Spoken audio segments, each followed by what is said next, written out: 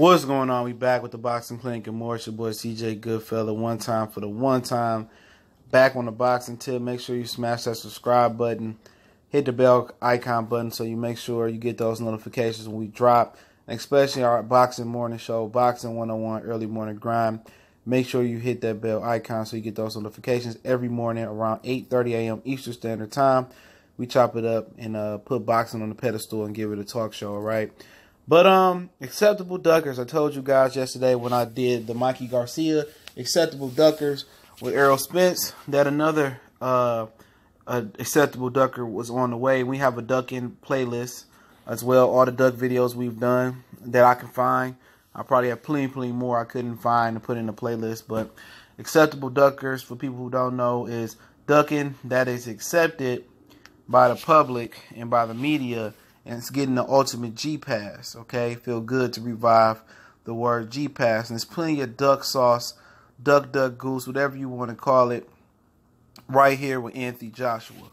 Premium ducker right here, elite ducker, Anthony Joshua, okay?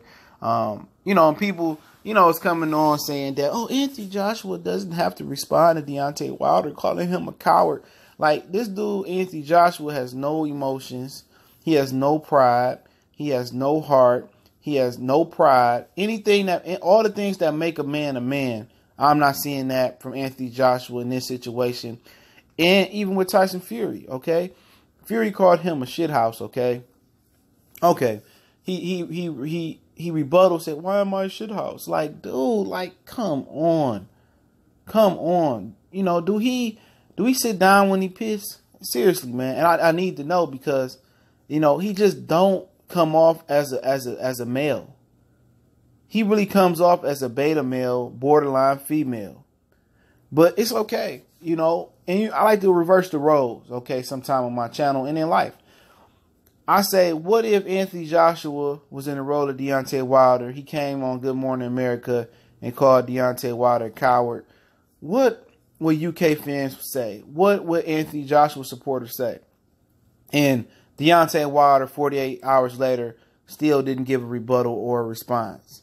They would be jumping all over Deontay Wilder. He's a coward. He's a bum. I told you when Windmill didn't want to fight AJ. He turned down 50 million, 80 million. You heard what Frank Warren said. He don't want to fight AJ. See, he's a bum. That's what you would be hearing. And you can't come in the comment section, any AJ supporter, and say you wouldn't say that. You wouldn't co-sign to give a stamp of approval of Deontay Wilder, saying, why is Anthony Joshua badgering me? Why is he doing this? You wouldn't. Everybody knows, even if they don't want to admit it, if they want to play retarded, they want to play slow. Everybody knows Anthony Joshua at this point do not want no smoke. If you gave everybody some truth serum, we all know, people know that Anthony Joshua fears the Deontay Wilder fight.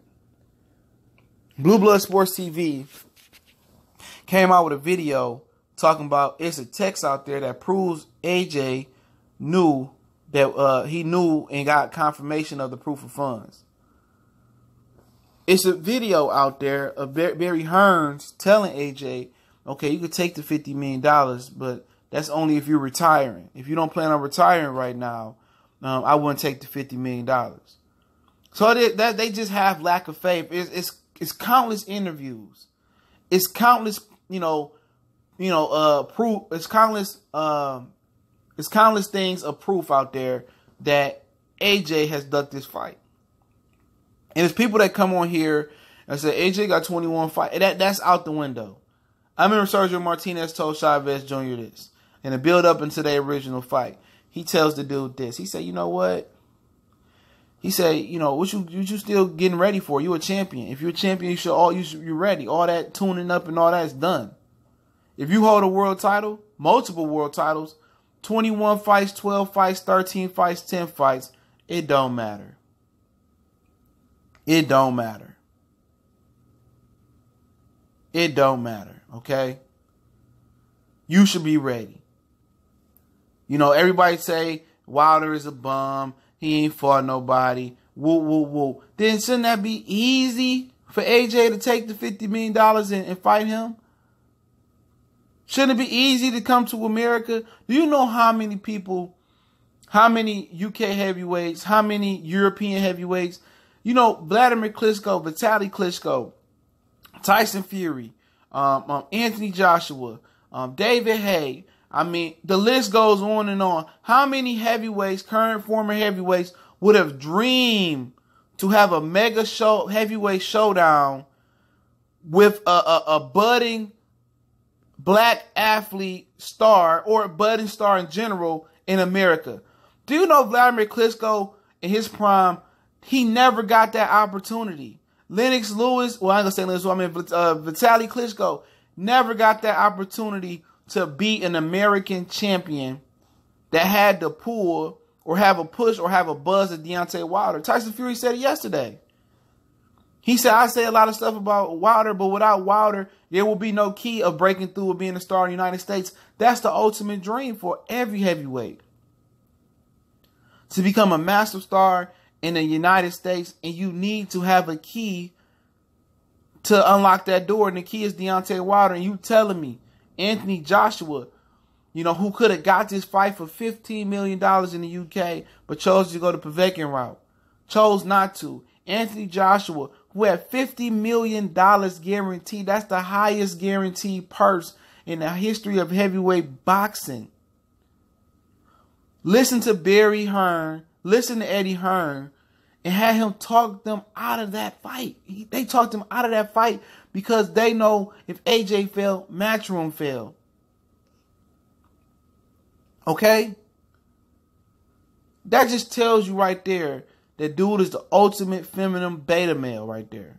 / beta male. Okay? And now, I don't believe this is even AJ's character. This is AJ being a bigger man for Matchroom. The company man. And the minute AJ go down, the minute AJ breaks down, the minute AJ needs something, the minute if AJ go broke, you think Eddie Hearn is going to be there for AJ? Absolutely not.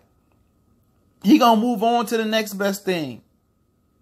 I've had conversations with promoters when they fighter lost and they said, well, I got to find the next best thing.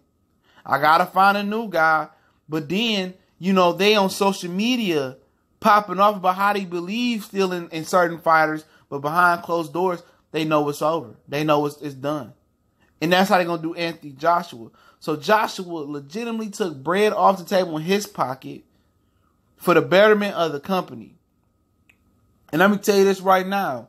It's been people that have been at jobs 10, 15, 20 years, and they cut them off right before it's time to retirement, right before a cash in, or just because, you know, whatever. Being a company man never pays off in the long run. You might ball right now, being a company snitch. You might be up right now. You might be 10 toes down. You might get special treatments, but your day gonna come. And the company always comes before a man. So it's not paying off to be a company man. AJ needs to stand up for himself. He's taking the high road. Eddie Hearn is only so much protection he could provide him from this, and it's bearing down on him. And Eddie Hearn, I'm telling you, probably in conversation with AJ from the Ukraine, saying, okay, don't respond. And Eddie probably sitting there, like when Eazy-E, you know, Compton, NWA, Compton, Straight Outta Compton video, when Jerry Heller tell Eazy-E he about to go and do something to Suge Knight after Dre set him up in the Suge Knight studio. That's what really happened. The movie didn't show that. He probably sitting he probably sitting at home, and with Eddie Hearn, they talking on the phone, and Eddie was like, man, you gotta just be the bigger man in this situation, man, for the betterment of Matchroom. And when Eazy-E was like, well, I gotta be the bigger man. You know, that's AJ saying, well, I gotta be the bigger man. You know what? He gonna look real stupid in this situation, man. If Wilder lose, if whatever happened, Fury have a relapse, he win, and he left a lot of money on the table. He left a lot of legacy. You know how many fighters that were heavyweights in the past 18, 19, 20 years would have loved to have an opponent like Deontay Wilder to fight him 1 or 2 or 3 times and break through in America and get that American bread and that stardom, man. But that's acceptable duckers. 2 of them in a row. 2 days in a row. Check out the Mikey one I dropped yesterday, man. But, yep, it's accepted, and people going to continue to give him a G-Pass. It's the Boxing Clinic and more. Make sure you check out our podcast, Early Morning Grind 101. We'll be on there in the afternoon, 1 p.m. Eastern Standard Time. So if you missed the Early Morning Boxing Grind in the morning, I'm going to upload it to the podcast. The podcast link in the description. Download the CastBox app. Sign up or in with your Facebook or Google account. It's that easy. Subscribe and listen to the content we're going to be bringing and dropping as well. Excuse me. Make sure you check us out. If you want to donate on PayPal, PayPal link in the description. Shout out to the LDBC one time for the one time we gone.